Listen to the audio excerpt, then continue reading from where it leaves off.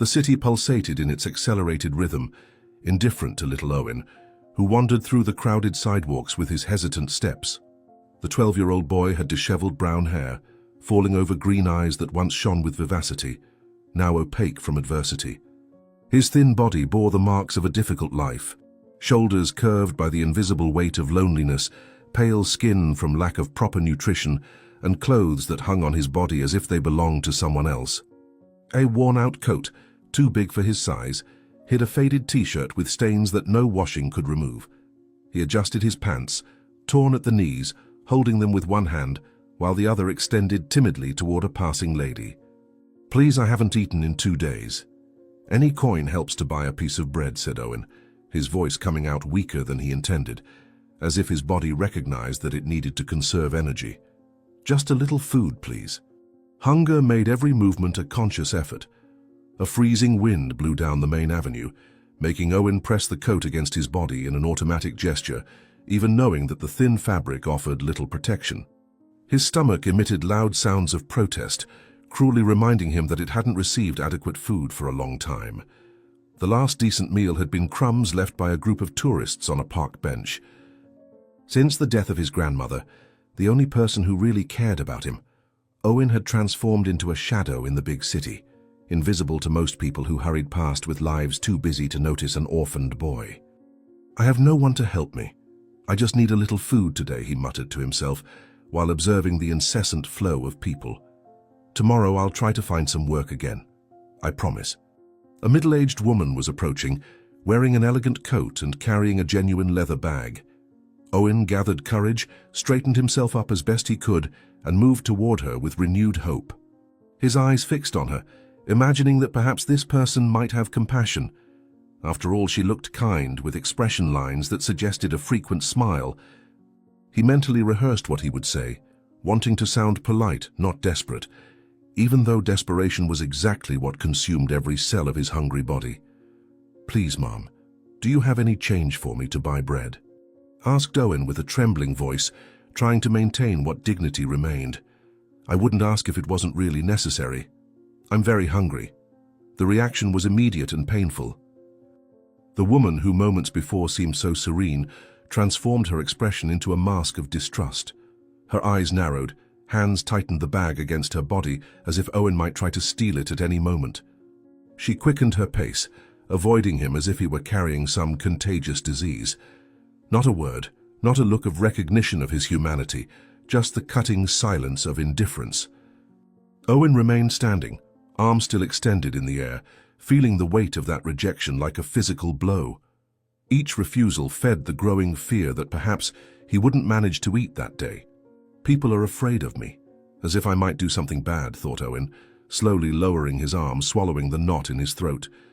"I just want a little food. I don't want to hurt anyone." The flow of pedestrians continued unabated. Owen took a deep breath, gathering strength for another attempt. A man in a dark suit was approaching, walking with firm steps while talking on the phone. There was something in his posture that suggested authority and power. Perhaps it was the well-cut suit, or the confident manner in which he gesticulated while speaking. Owen calculated the right moment to approach him, waiting for him to end the call. When the man finally put the phone in his pocket, Owen approached cautiously, heart racing from the mixture of hope and fear of another rejection. "Sir, can you help me with some change for food?" he asked, trying to make his voice sound stronger this time, wanting to be noticed as a human being worthy of attention. "I'm looking for work, but today I need help to get food." The man stopped abruptly, as if he had been interrupted in important thoughts. His cold eyes landed on Owen, evaluating him from head to toe with a look that made the boy feel even smaller. The man's mouth twisted into a sarcastic smile before uttering words that cut like blades. "Go to work, kid." "There are so many bums in this city," he responded sharply, the volume of his voice attracting glances from other pedestrians. "Nobody ever gave me anything for free." The humiliation burned in Owen's chest more intensely than hunger. He lowered his head, not wanting the man to see the tears that threatened to fall. If only he could explain that he had looked for work, that he had tried to help by carrying bags at the market until being expelled by the manager, or that he had tried to wash windshields at traffic lights until being pushed away by older boys who dominated that territory. It wasn't laziness that kept him on the streets, but the cruel reality of being a child alone in a world made for adults. Owen took a step back, mumbling an apology that the man didn't even wait to hear, before continuing on his way. "I do try to work, but nobody allows me," Owen whispered to himself, wiping away a tear with the frayed sleeve of his coat. If Grandma were here, she would know what to do. She always knew. The flow of the city never stopped. Each face was a possibility. Each person passing by carried with them the chance of a small gesture of kindness that could mean so much. Owen had learned to quickly assess who might be more willing to help. He avoided groups of teenagers who frequently ridiculed him, kept his distance from police officers who had already expelled him from tourist areas, and mainly sought out older women who occasionally took pity. But today seemed particularly difficult. People walked more hurriedly than normal, many with tense expressions, looking at their watches or phones, completely absorbed in their own worlds. "Maybe I should try somewhere else. It's too crowded here and nobody has time," he said to himself as he observed the crowd. "I need to find someone who has a minute to see me." However, changing routes didn't help. Everyone ignored him or treated him as if he were an insect. The sun began to tilt on the horizon, painting the sky with orange hues that signaled the end of the afternoon. Owen had traveled through much of the city center without success, each refusal adding a new weight to his already hunched shoulders. Weakness made his movements slower, and occasional dizziness forced him to stop and lean against walls. He knew he needed to find food soon, or he would spend another night with an empty stomach, something his weakened body might not endure well. It was then that he decided to completely change his strategy. If the commercial center offered no opportunities, perhaps he should try residential neighborhoods where people were in their homes, not rushing through the streets. "Maybe in a calmer neighborhood someone will have time to listen, to understand that I'm really in need," Owen muttered to himself as he walked toward the sunset. "I just need to find someone with a little kindness in their heart." With this new resolution, Owen moved away from the busy downtown streets. His steps led him through increasingly wider avenues where commercial buildings gradually gave way to residences. As he advanced, he noticed the change in the urban landscape. The sidewalks became cleaner, trees more frequent, parked cars newer and shinier. He was entering a part of the city he rarely visited, where people lived in conditions very different from those he knew. Each block he passed showed larger and more imposing houses, until he found himself walking through a neighborhood that seemed out of another world, a place where poverty seemed a distant concept. What would it be like to live in a place like this, where nobody needs to worry about their next meal, thought Owen, observing the mansions with their perfectly maintained gardens. It must be like living in a waking dream every day. The contrast between his reality and the abundance around him made his stomach hurt even more. The streets were practically deserted, with only a few luxury cars passing occasionally. Owen felt even more out of place in this environment, like an intruder in a world to which he did not belong. Even so, he continued walking, driven by the irrational hope that perhaps here, where people had so much, someone might share a little with him. His tired legs took him deeper into this neighborhood of dreams, until at the end of a particularly elegant street, he spotted a mansion that stood out from the others. "I've never seen such a large house in my life. It looks like those palaces in the history books Grandma used to show me," Owen whispered to himself, stopping to admire the imposing structure. A whole family must live in there, with rooms to spare. The mansion was truly impressive, with its elegant architecture and details that spoke of wealth and refinement. High walls surrounded the property, but through the ornate gates Owen could glimpse a lush garden, with fruit trees carefully arranged along stone paths. Owen's stomach contracted painfully at the sight of what appeared to be apple trees loaded with ripe fruit. Further ahead, on the spacious veranda of the main house, a table was set with what looked like the remains of an afternoon snack, plates with cake crumbs, half-empty glasses, and perhaps even some partially consumed sandwiches. "Looks like they just finished their snack and left everything outside," Owen observed, feeling his mouth involuntarily salivate. "They'll probably throw away what's left while I'm here starving to death." The sight of food, even from a distance, was an almost unbearable temptation. Owen looked around. The street was completely deserted, with no sign of residents or security guards.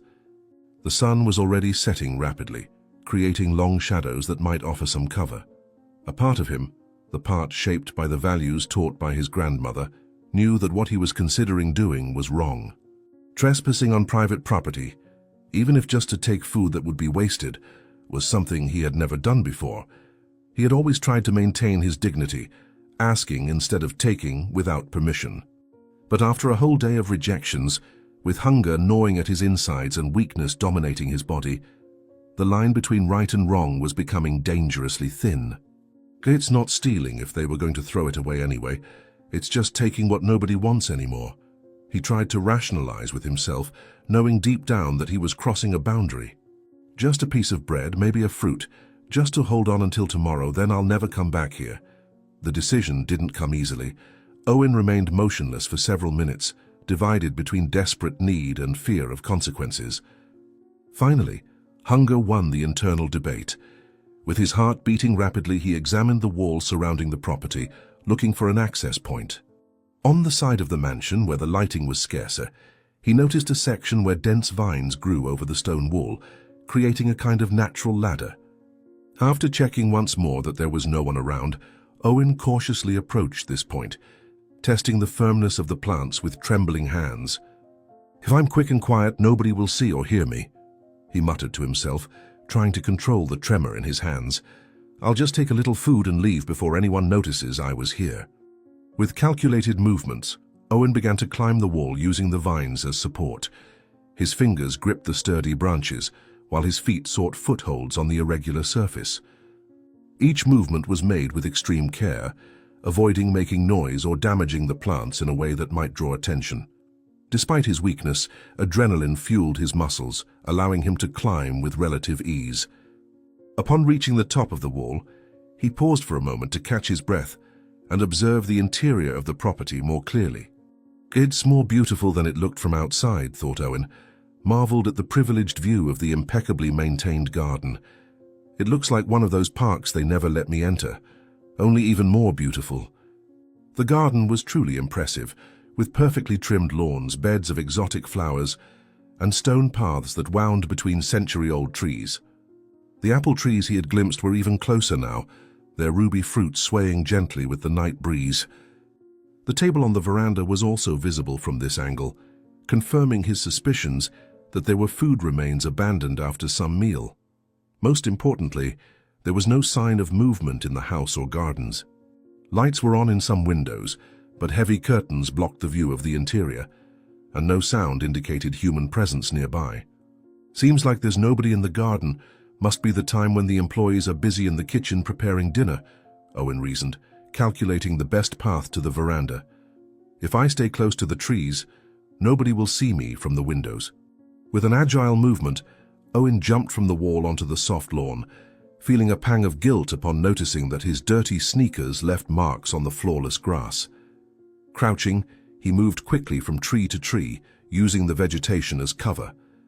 He stayed in the growing shadows of twilight, his senses on maximum alert for any sign of danger. The aroma of flowers and fruits mingled in the air, creating an almost magical atmosphere that cruelly contrasted with the reality of his desperate situation. With redoubled care, Owen approached the main house. The elevated veranda was accessible by a small side staircase, less visible from the main windows. Climbing the steps silently, he finally reached his goal, the table where remains of a snack remained forgotten.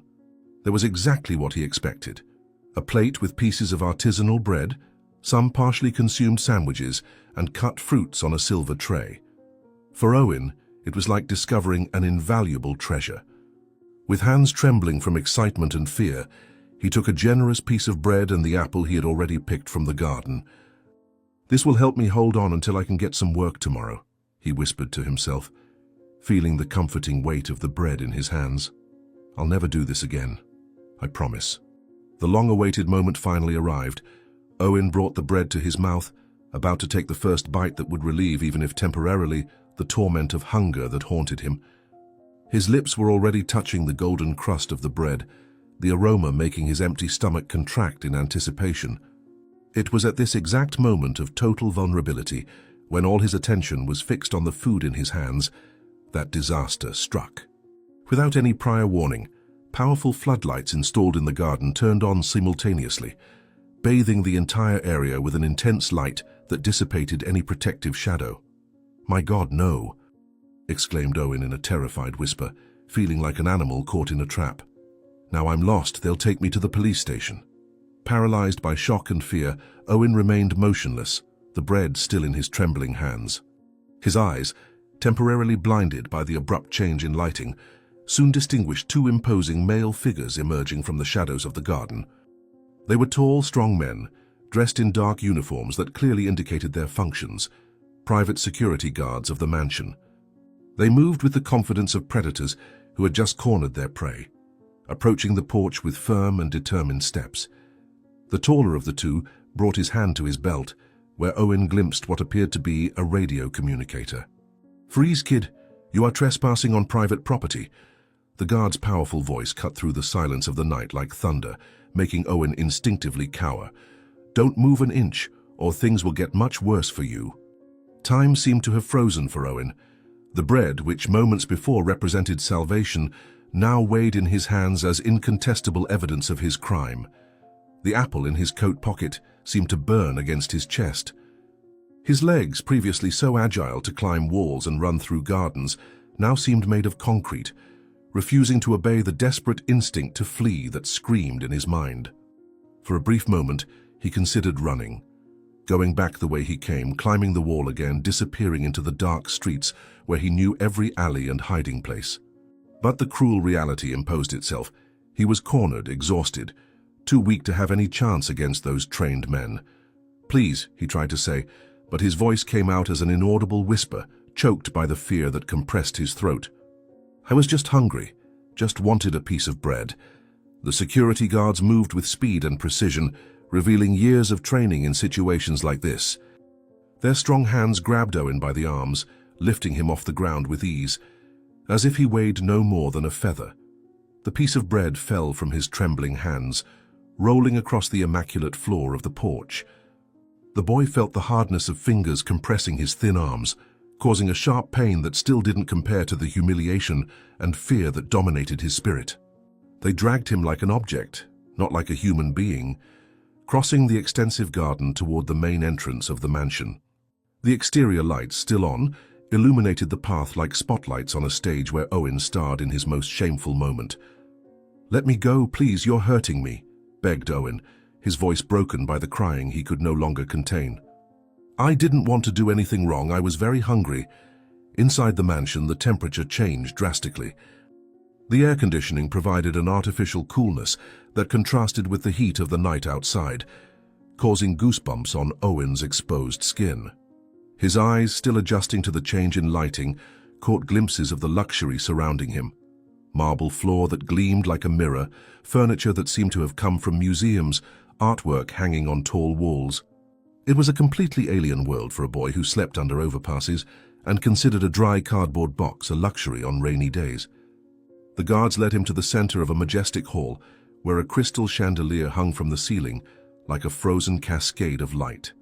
"Stay quiet, kid.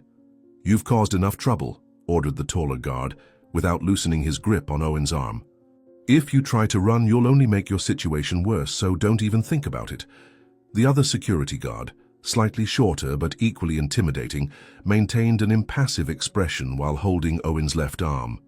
With his free hand, he reached for the phone in the pocket of his black dress pants, part of the impeccable uniform both men wore. His fingers slid across the screen efficiently, while his eyes remained fixed on Owen, as if expecting the boy to attempt some desperate maneuver to escape. The silence that followed was interrupted only by the sound of the guard's heavy shoes against the marble and Owen's muffled sobs as he struggled to maintain any shred of dignity he still possessed. "I'm going to call the police now. They'll love to know we caught another one of these punks breaking into properties in the neighborhood," the guard said coldly, his finger hovering over the phone screen. "Maybe a few hours at the station will teach you that private property should be respected." Owen felt as if an abyss opened beneath his feet upon hearing the word police.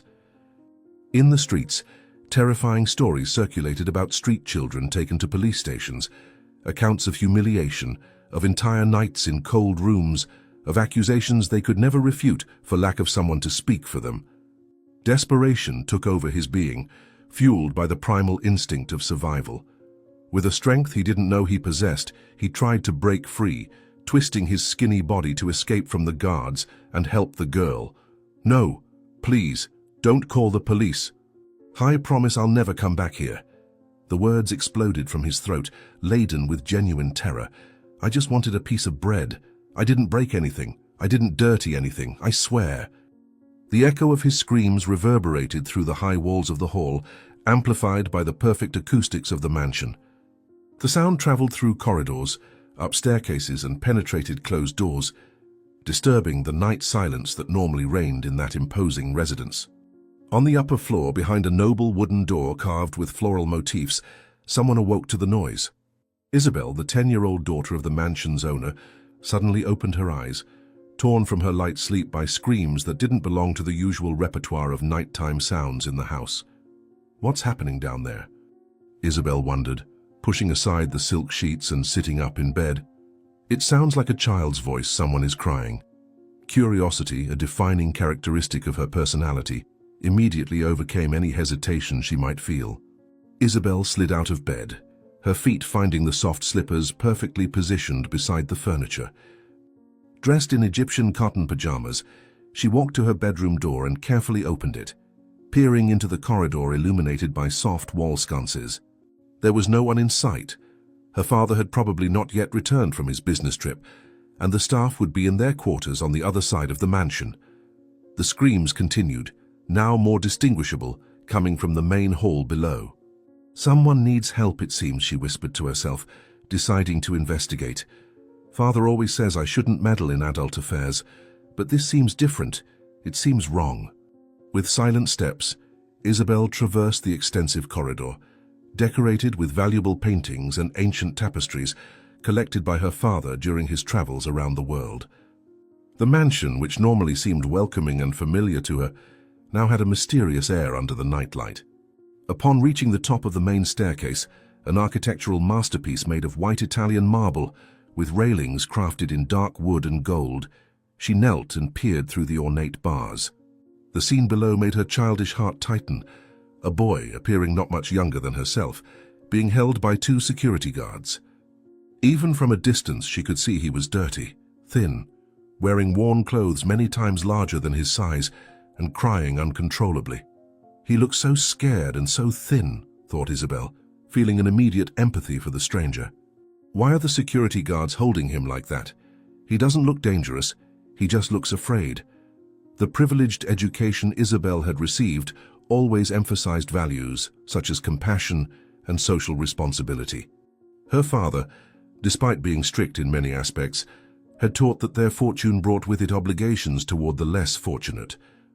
Of course, these teachings normally manifested in generous donations to charitable institutions and benefit events, not in direct interactions with the real poverty that existed beyond the high walls of the property. This was perhaps the first time Isabel saw up close the social disparity that her private tutor had so often mentioned in her social studies lessons. "I need to do something, I can't just watch," she decided firmly, rising from her crouched position. Moved by an impulse of justice that only a child can feel in its purest form, Isabel stood up and called the attention of the men below. Her voice, normally sweet and controlled as she had been taught by her etiquette instructor, came out loud and imperative, surprising even herself with its intensity. The command resonated through the wide space of the hall, momentarily freezing the action unfolding below. "Stop! What are you doing to him?" shouted Isabel, gripping the railing with her small hands. "Why are you hurting this boy?" The security guards looked up, surprised by the unexpected interruption. Their expressions quickly transitioned from confusion to recognition, and then to embarrassment at being questioned by the boss's daughter. The grip on Owen's arms loosened slightly, allowing the boy to raise his head to see who had interceded for him. His eyes, red from crying, met the figure of a girl approximately his age, dressed in sleepwear that probably cost more than everything he had ever owned in his life. There was something in her posture, an innate confidence that comes from never having known true adversity, that contrasted drastically with his own existence. "Who is she?" thought Owen, momentarily forgetting his despair. "Why is she trying to help me when she doesn't even know me?" The taller security guard quickly regained his professional composure, adopting a respectful but firm tone when addressing the young heiress. His years of training in resolving delicate situations within the mansion came into play, recognizing that he needed to balance his authority with due respect for the family hierarchy. "Miss Isabel, please return to your room. We found this intruder trying to steal food on the veranda," he explained, slightly softening his voice. "We're just doing our job, ensuring the security of the property as your father instructed us." The word intruder echoed in Isabel's thoughts as something discordant. The boy before her, with his frail body and frightened look, did not correspond to the threatening image such a word evoked. Her perceptive eyes noticed what adults often overlooked: the signs of prolonged hunger, the trembling in hands that came not just from fear, but from physical weakness, and more revealingly, the piece of bread fallen on the hall floor, apparently the only thing the intruder had tried to take. "He's just a boy, and he looks very hungry," responded Isabel, refusing to be dismissed so easily. "He doesn't look like a dangerous thief to me. He looks like someone who needed to eat." Without waiting for a response, Isabel began hurriedly descending the stairs. Each step brought her closer to the scene of injustice she was determined to correct. In her mind, the solution was simple. She would explain to the guards that there was no need for police, offer proper food to the hungry boy, and perhaps she could convince her father, when he returned, to help in some more permanent way. The innocence of her 10 years still allowed her to believe that all the world's problems could be solved with the same ease with which her own wishes were granted. "I'll tell them they don't need to call the police. This is absurd," she thought, as her feet quickly descended the steps. "Dad has enough food in this house to feed 100 hungry people. We don't need to punish someone for being hungry." Owen watched the descent of his unlikely defender with a mixture of hope and disbelief. Never in his years on the streets had someone from such a different class placed themselves between him and imminent punishment. This brief moment of hope, however, soon gave way to horror when his eyes caught something that no one else had noticed. The girl's slipper had caught on the edge of one of the luxurious rugs that adorned the staircase. Isabel, too focused on her objective and moving too quickly, didn't notice the obstacle until it was too late. "Watch out for the rug!" Owen tried to shout, but the words had barely left his mouth when the inevitable happened. "You're going to trip!" Time seemed to cruelly decelerate in that moment. Isabel felt her foot caught, tried to regain her balance, but her body was already propelled forward by the momentum of the rapid descent. Her arms flailed in the air, uselessly seeking the railing that was too far to reach. The expression on her face transformed from determination to surprise, and then to pure terror, as gravity took complete control of the situation. The first impact was against the hard marble steps, followed by a sequence of tumbles that seemed endless. "No, no, no," thought Owen, watching helplessly as his heart seemed to stop. "This is my fault. All of this is my fault." Isabel's small body rolled down the remaining steps in a sequence of muffled impacts, each one reverberating through the silent hall like distant thunder. The security guards, momentarily paralyzed by shock, released Owen simultaneously and ran toward the staircase, but they were too slow to intercept the fall. Finally, after what seemed like an eternity, but in reality was only seconds, Isabel hit the hall floor and lay motionless. A deadly silence took over the mansion, a dense silence, loaded with potential tragedies and irreversible consequences. "Help!" The girl fell. Owen's desperate cry broke that deafening silence, echoing off the walls like an alarm. "She needs help! Quickly!" The world around Owen seemed to be disintegrating. In a matter of minutes, his already desperate situation had transformed into something infinitely worse. The only person who had shown him compassion that day now lay motionless on the cold marble floor, potentially injured, all because she had tried to help him. An overwhelming feeling of guilt enveloped him like a heavy cloak, almost suffocating him with its intensity. If he hadn't trespassed on the property, if he hadn't tried to take that bread, none of this would have happened. The girl would be safe in her bed, sleeping peacefully, not fallen at the foot of the stairs due to an act of kindness toward a stranger who didn't deserve it. "Please let her be okay, please," he prayed silently, tears running down his dirty face. "I didn't want anyone to get hurt. I just wanted a little food. The sound of firm and hurried footsteps echoed through the corridor adjacent to the main hall, growing in intensity with each second. The carved mahogany double door was flung open forcefully, hitting the wall and revealing the imposing figure of Mr. Harrington. Tall, broad-shouldered, and with an inflexible posture, he wore a silk robe over expensive pajamas, evidence that he had been torn from sleep by the screams and commotion. His face, marked by worry lines and years of responsibility, now displayed an expression of pure terror upon spotting his daughter fallen at the foot of the staircase. In an instant, all his habitual composure disintegrated, giving way to the primitive panic that only a father can feel upon seeing his child in danger. With wide, desperate strides, he crossed the hall, completely ignoring Owen and the security guards, focused solely on the small, motionless figure on the cold marble. "Isabel! My God, Isabel! Are you all right?" "Mr." Harrington's deep voice, normally controlled and authoritative, now trembled unrecognizably. "Talk to me, my daughter, please." Kneeling beside Isabel, Mr. Harrington slid his arms under his daughter's small body with extreme care, as if she were made of porcelain that could shatter at the slightest abrupt movement.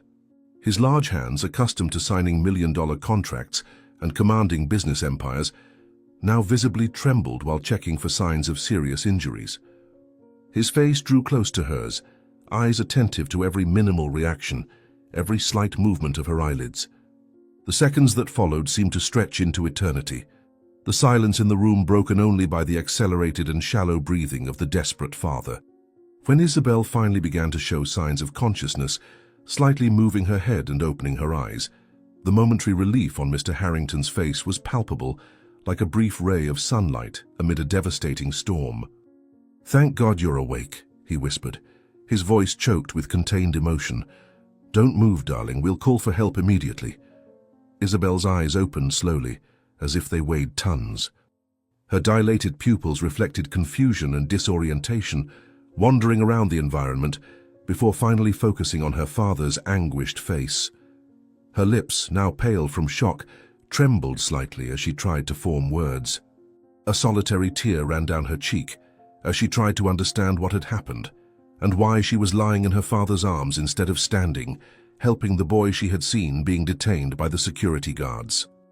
The memory returned gradually, the staircase, the carpet, the terrible sensation of losing balance, and then nothing but confused flashes and the excruciating pain that now began to register in her consciousness.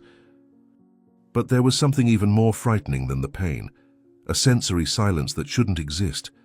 "Daddy, something happened." "I'm scared," murmured Isabel, her voice almost inaudible. "I can't feel my legs, Daddy. Why can't I feel my legs?" Mr. Harrington felt as if an invisible fist compressed his heart upon hearing those words. His face paled instantly, and for a fleeting moment he seemed as vulnerable and lost as his daughter. Quickly recovering, he forced a reassuring smile that didn't reach his eyes, now clouded by growing panic. Gently he shifted to better see Isabel's legs, extended on the marble in a position that seemed strangely disconnected from the rest of her body, as if they belonged to a rag doll rather than a living child. His large warm hands moved to his daughter's small feet, trying to stimulate some reaction through firm but gentle touches on Isabel's toes. "Can you wiggle your toes for me, sweetheart?" he asked, maintaining a calm tone that contradicted the turmoil inside him. "Try to make a small movement. Anything you can, my love." Isabel concentrated intensely, furrowing her brow with the mental effort of sending commands to extremities that now seemed disconnected from her consciousness. Her eyes fixed on her own feet, as if she could force them to obey through willpower. Nothing happened, not the slightest tremor, not the smallest contraction in her toes. It was as if everything below her waist had transformed into strange, alien material, no longer part of her being. The panic that had been growing exploded in her chest, manifesting in tears that now flowed freely down her childish face. The reality of the situation began to weigh on her delicate shoulders. Something was terribly wrong, something beyond her comprehension or control. "I can't, Daddy. I don't feel anything even though I'm trying really hard," Isabel responded, fear transparent in every trembling syllable. "What's happening to me? Why can't I move my legs?" One of the security guards, who had observed the scene unfolding with increasing alarm, moved discreetly to the perimeter of the hall. With professional efficiency, he already had the phone positioned at his ear, speaking in a low, urgent tone with medical emergency services. His eyes, however, never stopped monitoring Owen, who remained motionless, apparently in a state of shock, firmly held by the other security guard. The man gestured with his free hand, indicating the gravity of the situation, while providing the precise address of the mansion and details about the girl's condition. Call completed, he approached Mr. Harrington respectfully, leaning in to speak without disturbing Isabel more than necessary. "I'm calling an ambulance immediately, sir," he informed with a controlled voice, maintaining professionalism despite the tension. "They will be here as quickly as possible to attend to Miss Isabel." Owen watched the scene unfold, as if trapped in a nightmare from which he couldn't awaken. His body visibly trembled, no longer from fear for his own situation, but from horror at what had happened to the girl who had tried to help him. Guilt settled in his chest like a stone, making it difficult even to breathe. His wide eyes couldn't look away from Isabel, so small and fragile in her father's arms. Something in the expression of pain and confusion on the girl's face awakened in Owen a long-buried memory, knowledge his grandmother had shared with him, passed through generations, about how to heal serious injuries with plants most people considered simple weeds. He vividly remembered how his grandmother had used arnica montana to treat a neighbor who had fallen from a tree and couldn't move his legs. At the time, it had seemed miraculous how the man had recovered his movement after a few applications of the traditional remedy. "I need to help. I have to do something," Owen thought, as images of his grandmother preparing the remedy invaded his mind. "She doesn't deserve this, not after trying to help me." Sensing the momentary distraction of the security guard holding him, now focused on the dramatic scene before him, Owen seized the opportunity. With a quick, determined movement, he managed to break free from the grip that had significantly relaxed. His thin, agile body, accustomed to escaping difficult situations on the streets, easily slipped away from the unsuspecting man. Before anyone could react, Owen advanced a few steps toward Mr. Harrington and Isabel, stopping at a respectful distance, but close enough to be heard. On his face, an expression of determination had replaced fear, a firm resolution to offer the only thing of value he possessed, knowledge that could make a difference in that critical moment. "Sir, I know how to make your daughter walk again," shouted Owen, his thin voice amplified by adrenaline and sincere desperation. "I can help. I know how to treat this. Please let me try." Mr. Harrington looked up, noticing for the first time the presence of the small intruder. One of the security guards quickly approached, leaning to speak into his employer's ear, explaining the situation in short, direct phrases. "Sir, we found this boy trespassing on the property. He was stealing food on the porch. When we detained him, your daughter heard the commotion and came down to see what was happening. It was while trying to help the intruder that she tripped and fell," the security guard reported, maintaining a professional tone despite the palpable tension. Upon hearing the report, Mr.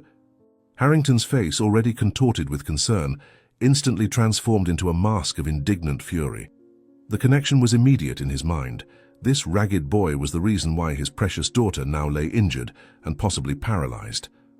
Every line in his face hardened, his eyes darkened with a primitive rage that he rarely allowed himself to show. Even without standing up, his presence became even more intimidating, emanating an aura of authority and power, accustomed to being obeyed without question. His expression clearly conveyed what words could not, that if he weren't holding his injured daughter, his reaction would be much more physical. "How dare you?" The tone of his voice was low, dangerously controlled, but laced with venom. "My daughter is injured because of you. You invade my home, cause this disaster, and now you come with some absurd lie." Owen instinctively recoiled before the man's fury, but did not give up. The image of Isabel, pale and frightened, unable to feel her own legs, gave him courage to persist despite the fear. His hands gestured emphatically as he tried to explain, the words coming out in a desperate torrent. There was genuine urgency in his voice, a knowledge he needed to share before it was too late to make a difference. His eyes alternated between the furious father and the injured daughter, silently begging for a chance. "It's not a lie, sir, I swear on my grandmother's memory," insisted Owen, his voice trembling but firm in his conviction. "My grandmother was a healer. She knew all the medicinal plants. She taught me about Arnica montana, which helps with falls and contusions like this." Mr. Harrington made an abrupt gesture with his free hand, dismissing Owen's words as if they were irritating insects. His eyes showed nothing but contempt and distrust for the boy he considered responsible for the tragedy unfolding. In his worldview, shaped by years at the top of the social hierarchy, the idea that a street boy could offer any valid solution to a serious medical problem was not only absurd, but offensive. Turning to home remedies when his daughter needed professional medical attention seemed, in his mind, a potentially dangerous waste of time. "Get this brat out of here. Call the ambulance now," he ordered in a thunderous voice, his gaze fixed on Owen, conveying absolute contempt. "Doctors will take care of my daughter, not some beggar with stories of magic herbs." The security guards reacted immediately to the order, moving to recapture Owen.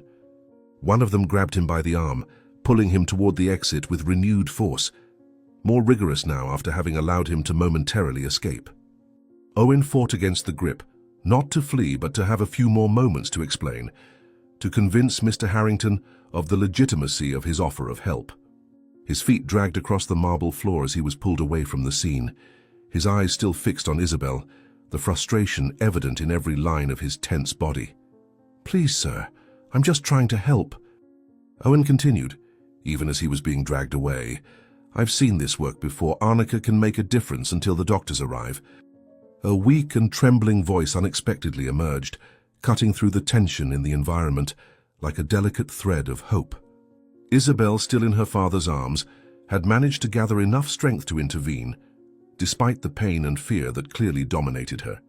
There was something in her tone, a mixture of plea and determination, that made everyone in the hall momentarily pause, attentive to the words of the injured girl.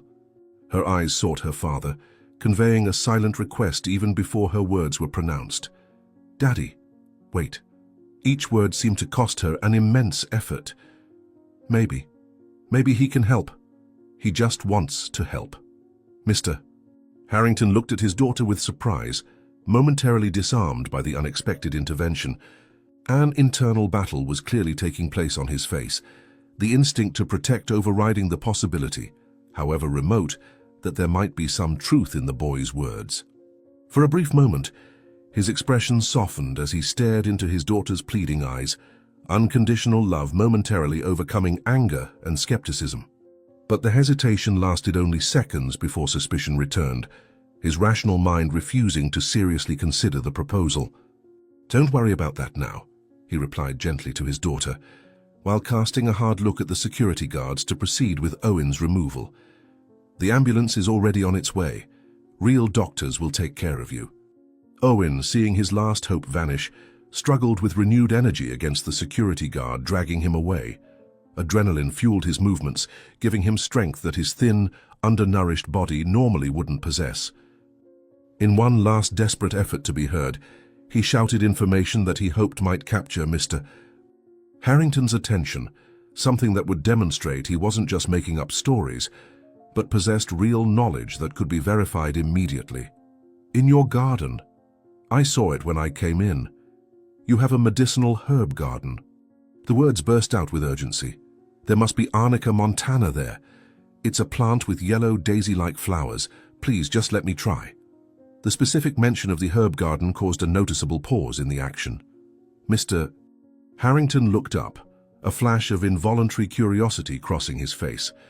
That specific detail, the existence of a medicinal garden on the property, wasn't something a common intruder would notice or invent. It was a private space, located in a more secluded area at the back of the mansion, not visible from the street or even from most windows of the house. How could this boy know about it if he really was just an opportunistic thief? The question formed in his reluctant mind, planting the first seed of doubt in his previous certainty. "How do you know about our garden?" asked Mr. Harrington, his voice still laden with distrust, but now with a note of curiosity. "That garden isn't visible from the entrance."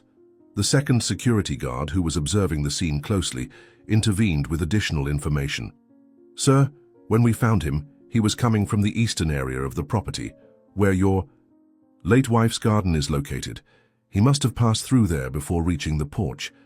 Owen looked directly at Mr. Harrington, his expression sincere and straightforward. I passed through there before coming to the house, he explained quickly, taking advantage of this small moment of attention. I recognized several plants that my grandmother used to grow: calendula, chamomile, lavender, and arnica. My grandmother taught me to identify all of them, even in the dark. Mr. Harrington narrowed his eyes, studying Owen's face while processing his words. Then, surprisingly, his expression subtly changed. A memory seemed to have been evoked, something related to that special garden he maintained so carefully after his wife's death. My wife, he began, his voice softening almost imperceptibly. She believed in these medicinal plants. Arnica was one of her favorites. She said it was a powerful remedy for falls and bruises. The mention of the deceased wife had a visible effect on Mr. Harrington. A shadow of pain crossed his face, followed by an expression that mixed longing and vulnerability, rarely seen in his normally dominant figure. For 2 years since the illness had taken his wife, he had kept the medicinal garden intact, preserving it exactly as she had left it, despite personally considering herbal medicine a dubious science at best. It was his way of keeping a part of her alive, even though he didn't share her belief in the natural remedies that so fascinated her. Hearing now that this same garden could potentially help his daughter seemed too great a coincidence to be completely ignored. She would be furious with me if I didn't try everything that could help our daughter, thought Mr. Harrington, a knot forming in his throat. Even if it seems crazy, she would have insisted on trying. The security guard who had called the ambulance approached again, checking his wristwatch with evident concern. His expression conveyed less than ideal news even before speaking, causing an even tighter grip in Mr. Harrington's already anguished chest. The information came in a low tone, but clear enough for everyone in the hall to hear in the tense silence that had settled. The ambulance will take at least 20 minutes to get here, sir, he informed with evident regret. There was an accident on the main avenue that's congesting traffic. 20 minutes. The number echoed in Mr. Harrington's mind like a sentence. 20 minutes with his daughter lying down, possibly with a spinal cord injury that each second could aggravate. 20 minutes of helpless waiting, observing the fear in Isabel's eyes grow with each moment without professional help. The dilemma tortured him internally. Trust the words of an unknown street boy or simply wait, when waiting itself could mean permanent damage. The decision weighed on his shoulders like never before. It wasn't a $1 million contract or a business merger, but the future mobility of his only daughter that was potentially at stake. After a moment of agonizing hesitation, Mr. Harrington's eyes met Owen's.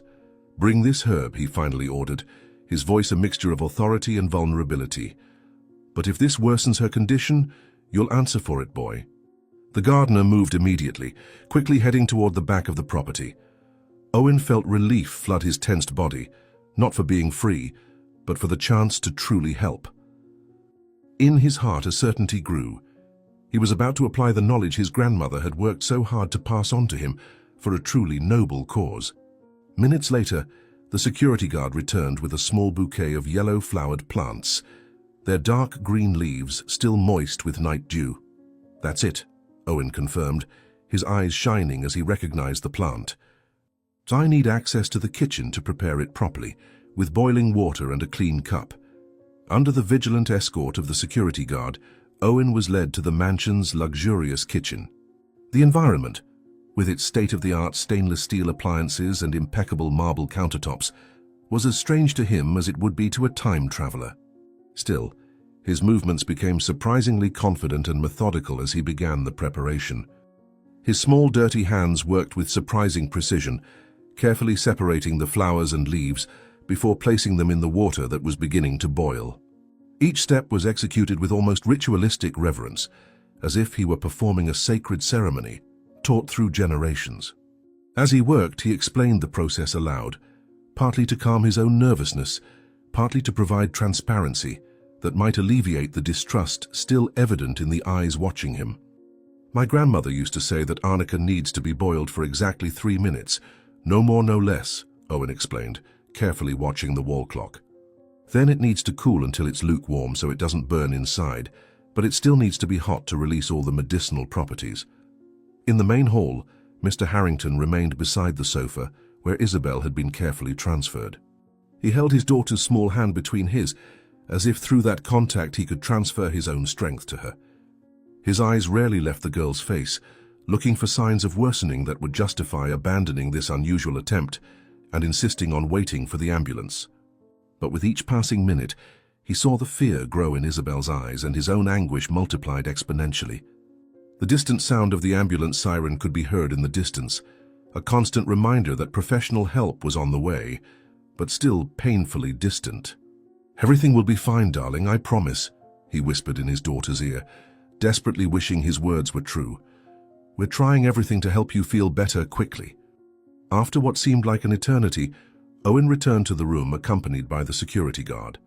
In his hands, he carefully carried a fine porcelain cup from which emanated a perfumed steam and a yellowish-green hue that revealed its contents. His expression was serious, concentrated, as if he carried not just a tea, but the weight of responsibility for a life. He cautiously approached the sofa, aware of the intense gazes that followed each of his movements. When he was about to offer the drink to Isabel, Mr. Harrington intercepted his movement, extending his hand to take the cup. "I'll taste it first," he declared, in a tone that admitted no contestation, his eyes fixed on Owen's. "I need to be sure there's nothing harmful here." Owen quickly backed away, protecting the cup as if it were a fragile treasure. His reaction wasn't one of guilt or fear, but of genuine concern. In his eyes there was only sincerity when he shook his head emphatically, trying to explain why that seemingly reasonable action of the protective father could in fact compromise the entire treatment. His voice came out firm, surprisingly authoritative for such a young boy in such a precarious situation. "No!" exclaimed Owen, holding the cup out of Mr. Harrington's reach. The tea was prepared specifically for her type of injury, in the right dosage for her size and age. For a healthy adult, it can cause dizziness or discomfort.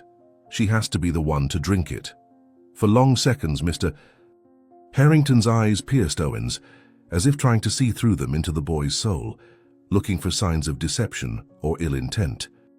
The entire hall seemed to have frozen in that moment of crucial decision. The security guards tense, ready to intervene, the gardener watching with cautious hope. Isabel lying down, her eyes alternating between her father and the strange boy, offering an unexpected solution. Finally, something in Owen's gaze, a combination of confident knowledge and sincere compassion, seemed to satisfy Mr. Harrington's scrutiny. With an almost imperceptible sigh, he stepped back slightly, giving silent permission for Owen to proceed. "If this harms my daughter in any way." He let the threat hang unfinished in the air, his low tone more intimidating than any shout. "You understand what I'm saying, don't you?" Owen swallowed hard at the intensity in the man's voice, but nodded firmly, understanding perfectly what was implied in those words. It wasn't just a threat, it was a promise of severe consequences if anything went wrong. Still, his confidence in the knowledge inherited from his grandmother outweighed his fear of retaliation. Approaching Isabel again, he knelt beside the sofa, leveling with her. "I know, sir. Trust me, please, your daughter tried to help me. This is the least I can try to do," Owen responded simply, before turning his attention to Isabel. "It will be bitter, but you need to drink it all, to the last drop." With surprisingly steady hands for someone so young and under such pressure, Owen gently supported Isabel's head and brought the cup to her lips. The girl hesitated for just a moment before starting to take small sips of the yellowish liquid. Her face contorted into a grimace as she tasted the intensely bitter tea, but she continued drinking obediently under the boy's encouraging gaze. Each sip seemed like a battle against the natural instinct to reject that unpleasant taste, but Isabel persisted until the cup was completely empty. Owen then withdrew, watching her attentively, as if expecting some magical transformation to occur immediately. "There, you were very brave," Owen praised, placing the empty cup on the floor beside the sofa. "Now we need to wait a few minutes for the medicine to start working." The silence that followed was charged with tense expectation. All eyes were fixed on Isabel, looking for any sign of improvement, or worse, deterioration. The seconds dragged painfully, marked only by the distant ticking of an old clock in some adjacent room and the controlled breathing of those present. That's when it happened, not gradually, as Owen had expected, but alarmingly suddenly. Isabel's body shuddered violently, her eyes widening in an expression of surprise and confusion. A strong cough shook her small body, causing her to involuntarily bend forward. Before anyone could react, her eyes rolled back and closed completely, her body falling heavily, apparently unconscious. "What have you done?" shouted Mr. Harrington, his face contorted into a mask of terror. "What did you give my daughter?" Mr. Harrington's roar still reverberated off the walls of the room when suddenly something unexpected happened. Just seconds after the apparent fainting, Isabel's eyes opened again. The expression of terror on everyone's face froze, replaced by silent astonishment.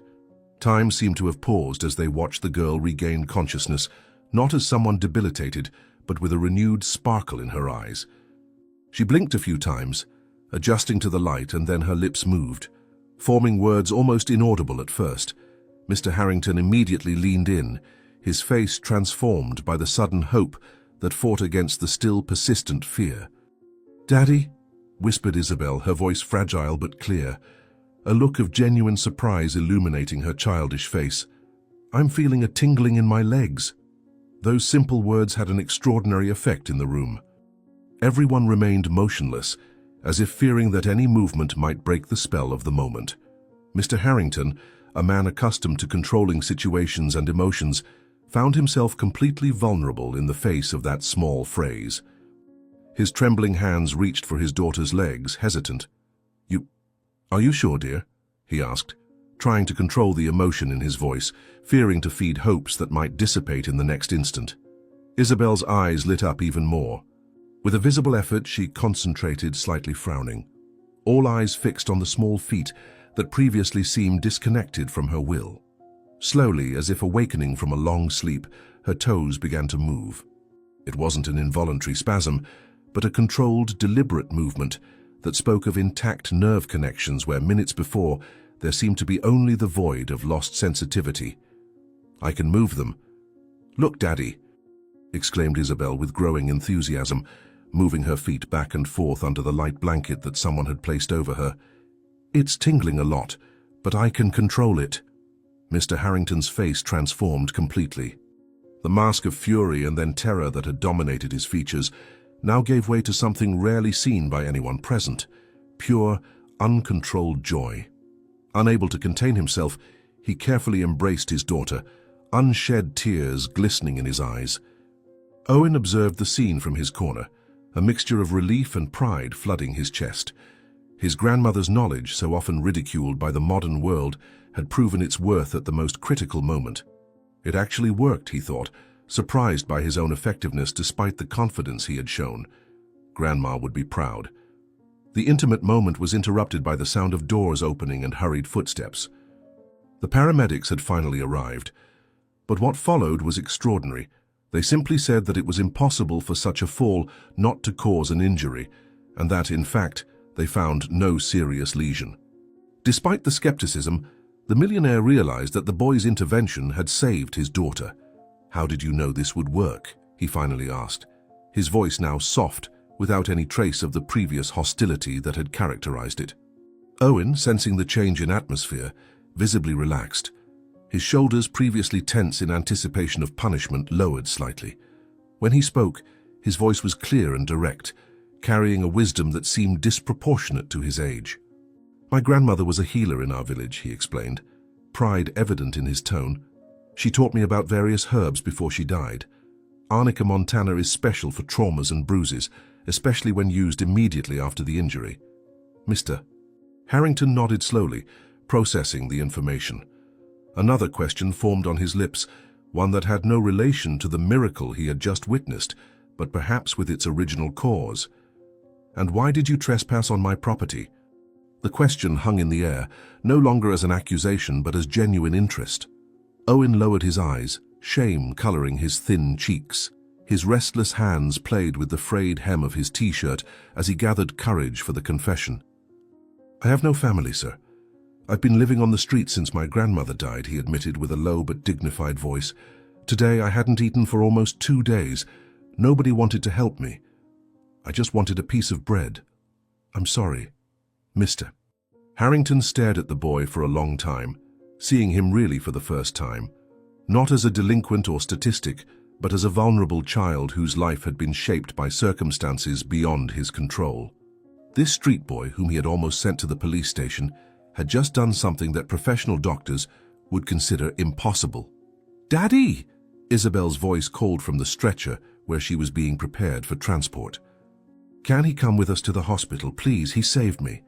A small smile, the first since the beginning of that chaotic night, appeared on Mr. Harrington's face.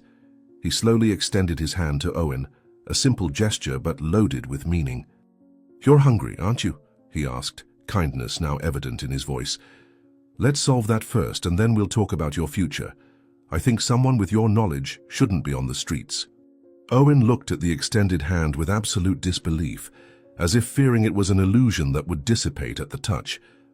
His eyes, accustomed to looking for deceptions and traps in the harshness of the streets, sought confirmation in the face of the man before him.